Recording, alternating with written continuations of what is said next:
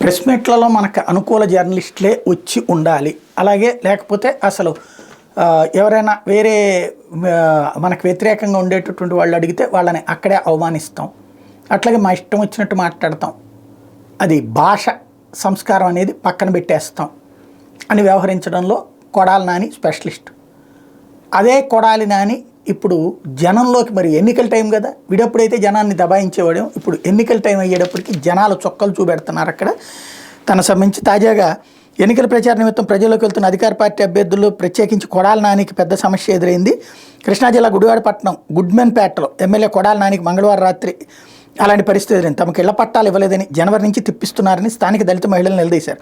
దీంతో MLA Nani RDO పద్మావతికి phone చేసి పాత తేదీలతో పట్టాలు ఇచ్చేయచ్చు కదా అని చెప్తే కోడ్ ఉన్నందున ఇవ్వలేమని ఆమె బదిలిచ్చారు. మరి అప్పుడు ఇంతకుముందు ఈయనే కదా ఎమ్మెల్యే, ఎందుకు ఫాలో అప్ చేయలేదు? అది ఏం లేదమ్మా, ఏదోలో చూడండి, పార్టీ తరపున మేము పంచుతాంగా అని అన్నప్పటికీ ఆర్డీఓ అంగీకరించలేదు.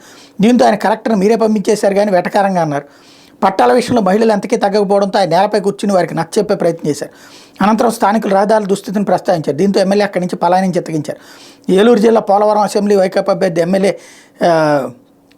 తెల్లం బాలరాజు సతీమణి రాజ్యలక్ష్మి ఎన్నికలు ప్రచారం చేస్తున్న కొయ్యలగూడెం మండలం కొంతలగూడెంలో అడ్డుకున్నారు. తమ గ్రామంలో నిర్మిస్తామన్న మినరల్ వాటర్ ప్లాంట్ ఏమైందని ప్రశ్నించారు.